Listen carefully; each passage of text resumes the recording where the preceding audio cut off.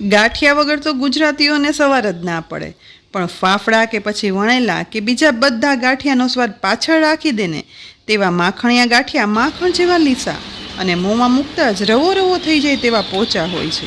પણ તેલ ભરાયા વગરના એકદમ પોચા માખણિયા ગાંઠિયા બનાવવા માટે પરફેક્ટ મેઝરમેન્ટ અને એક અલગ જ રીત હોય છે. તો કિચન સિરીઝમાં આજે આપણે આ સોફ્ટ માખણિયા ગાંઠિયા છે ને તે ઝારાના ઉપયોગ વગર એકદમ પરફેક્ટ રીતથી બનાવીએ. માખણિયા ગાંઠિયા બનાવવાના પરફેક્ટ મેઝરમેન્ટ માટે અહીં મેં વજન કરી 250 ગ્રામ બેસન લીધો છે. માખણિયા ગાંઠિયાનો લોટ બાંધવા માટે પોળા વાસણમાં કે કથરોટમાં લોટ ચાળવાની ચાળણી રાખી અને વજન કરેલો 250 ગ્રામ બેસન ચાળણી વડે ચાળી લેવાનો છે. કોઈ પણ ગાંઠિયા બનાવતી વખતે બેસન ચાળવું જરૂરી છે, જેથી તે ક્યાંય પણ ગાંઠા ના રહે. બધો જ લોટ ચડાઈ ગયો છે. તો હવે માખણિયા ગાંઠિયાનો પરફેક્ટ લોટ બાંધવા માટે 250 ગ્રામ બેસન સામે મેઝરમેન્ટ અડધો કપ તેલ લઈશું અને તેટલું જ એટલે કે અડધો કપ પાણી લઈશું. સાથે અડધી ટીસ્પૂન મીઠું અને 1/4 ટીસ્પૂન પાપડ ખાર ઉમેરી દેવાનો છે. આ પરફેક્ટ માપ સાથે બધું ઉમેર્યા પછી બ્લેન્ડર વડે બધું ફીણી લેવાનું છે. અહીં બ્લેન્ડર ના હોય ને તો તેના બદલે આ બધું મિશ્રણ છે ને તે મિક્સરના જારમાં પણ બ્લેન્ડ કરી શકાય છે. અહીં જુઓ, બધું મિશ્રણ એકદમ સરસ મિક્સ કરતા બધું મિશ્રણ છે ને તે બ્લેન્ડ થઈ સફેદ દૂધ જેવું ફીણવાળું તૈયાર થયું છે. આ મિશ્રણ લગભગ 1 મિનિટ સુધી પીસવાનું છે. જો આ મિશ્રણ પરફેક્ટ માપ સાથે અને પરફેક્ટ સમય ફીણાશે ને તો જ માખણિયા ગાંઠિયા છે ને તે માખણ જેવા પોચા એટલે કે સોફ્ટ બનશે. એટલે હવે ચાળેલા બેસનમાં પહેલા અડધી ટીસ્પૂન અધકચરા પીસેલા મરી અને સાથે અડધી ટીસ્પૂન અજમો ઉમેરી દઈશું, કારણ કે કોઈ પણ ગાંઠિયામાં અજમા અને મરીના સ્વાદ વગર તો અધૂરા કહેવાય છે. બંને લોટમાં એકદમ સરસ મિક્સ કરી લઈશું. ત્યારબાદ તેલ અને પાણીનું મિશ્રણ જોઈતું પૂરતું ઉમેરતા જાય અને લોટ બાંધતો જવાનો છે. અહીં ધીમે ધીમે કરી બધું પાણી અને તેલનું ફીણેલું મિશ્રણ છે ને તે બેસનમાં ઉમેરી દઈશું અને મિક્સ કરતા જઈ અને ગાંઠિયા માટેનો લોટ બાંધવાનો છે. બધું મિક્સ કરતાં મને થોડો એવો લોટ છે ને સોફ્ટ લાગે છે, માટે 2 ચમચી જેટલો લોટ વધારે મેં અહીં ઉમેર્યો છે, જે અંદાજે 50 ગ્રામ જેટલો છે. બસ આટલો લોટ ઉમેર્યા પછી બધું ફરીથી મિક્સ કરશું. મિક્સ કર્યા પછી આપણે જોઈએ ને તે કન્સિસ્ટન્સીનો લોટ બની ગયો છે. માખણિયા ગાંઠિયા બનાવવા માટે આપણે આ લોટને ખૂબ મસળવો જરૂરી છે. એટલે આ રીતે હાથ વડે સતત મિક્સ કરતા જઈએ અને લોટને ઓછામાં ઓછી લગભગ 4 થી 5 મિનિટ જેટલો મિક્સ કરશું. આ પ્રોસિજર થોડી કડાકૂળવાળી છે, કારણ કે બેસન હાથમાં ચીપકશે, પણ જેમ જેમ હાથ વડે લોટ મિક્સ થતો જશે ને તેમ તેમ લગભગ 4 મિનિટ પછી મિક્સ થયેલા બેસનના મિશ્રણનો કલર છે ને તે પહેલાં કરતાં એકદમ લાઇટ થઈ જશે.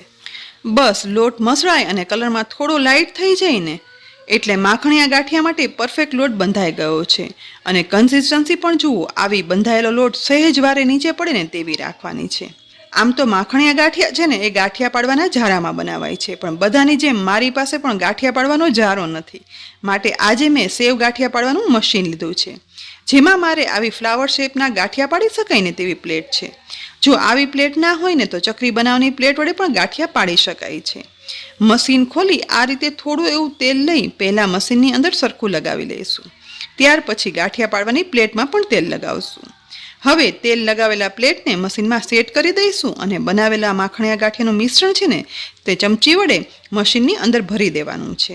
અહીં જુઓ, મિશ્રણ એટલું સરસ મસળાઈ ગયું છે ને કે ચમચીમાં પણ ચીપકતું નથી. મશીનમાં સમાય તેટલું મિશ્રણ ભરી લીધા પછી થોડું એવું પ્રેસ કરી મશીનનું ઢાંકણ ટાઈટ બંધ કરી દઈશું. પણ હવે પછીનો વિડીયો ખાસ જોજો, કારણ કે પરફેક્ટ માખણિયા ગાંઠિયા બનાવવા માટે મિશ્રણના પરફેક્ટ માપ સાથે ગાંઠિયા કેવા તેલમાં તળવાને તે પણ ખૂબ જ અગત્યનું છે.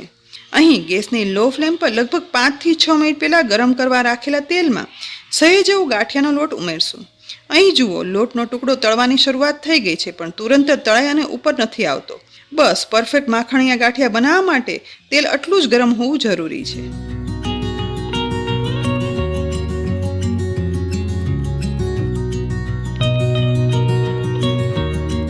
હજી પણ ગેસની ફ્લેમ લો રાખતા આ રીતે મશીનથી ગાંઠિયા તેલમાં પાડશું. જો ગાંઠિયા તેલમાં પડતા તુરંત જ ઉપર નથી આવતા, પણ ધીમે ધીમે તેલમાં તળાતા ફૂલી અને ઉપર આવશે. અને અહીં જુઓ, લોટ એકદમ સરસ મસળાયો છે, માટે ગાંઠિયા છે ને તે એકદમ કલરમાં ઉજળા અને ફૂલી અને સોફ્ટ બન્યા છે. કઢાઈમાં સમાઈને તેટલા ગાંઠિયા પાડી લીધા પછી તુરંત જ સાઈડ ચેન્જ ના કરતા બધા ગાંઠિયા છે ને તે તળાઈ અને ઓટોમેટિક ઉપર આવી જાય ને એટલે પછી સાઈડ ચેન્જ કરવાની છે. અત્યારે પણ ગેસની સાવ ફ્લેમ લો રાખતા જ આ ગાંઠિયાને તળાવવા દઈશું. બંને સાઈડ ચેન્જ કરતા ગેસની સાવ લો ફ્લેમ પર ગાંઠિયા લગભગ 4 કે 5 મિનિટ તળાવા દેવાના છે, જેથી અંદર સુધી ગાંઠિયા તળાઈ જાય. અને જેમ જેમ ગાંઠિયા તળાતા જશે ને તેમ માખણ જેવા સોફ્ટ આ ગાંઠિયા હોવાથી તે તૂટતા પણ જશે અને ઓટોમેટિક એકદમ સરસ છૂટા થઈ જશે.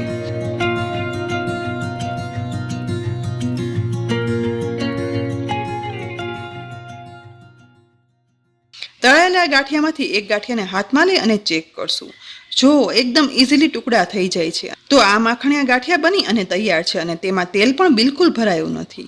ગાંઠિયાને હવે તેલમાંથી નિતારી અને બહાર કાઢી લઈશું અને ડીશમાં ટીશ્યુ પેપર પર ઉમેરી દઈશું, જેથી વધારાનું તેલ હોય ને તો તે પણ શોષાઈ જાય.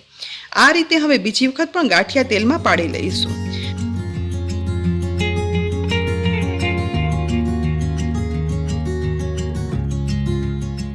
અહીં આ જ રીતે બીજા ગાંઠિયાને પણ સાઈડ ચેન્જ કરતા જઈ અને તળી લેવાના છે. આ ગાંઠિયા એટલા સોફ્ટ બને છે ને કે મોંમાં મૂકતા જ બિલકુલ માખણની જેમ ઓગળી જાય છે અને માખણ જેવા એકદમ સ્મૂથ. વળી જારો ના હોય ને તો પણ પરફેક્ટ માપ સાથે આ રીતે મશીનમાં ગાંઠિયા પણ તેલ ભરાયા વગરના સોફ્ટ બનશે.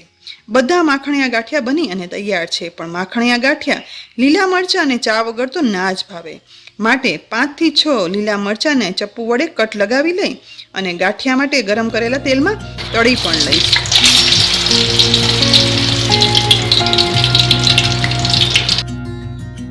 ત્યાર પછી માખણિયા ગાંઠિયા, લીલા મરચાં અને સાથે ગરમા ગરમ ચા પણ પીરસી દઈશું.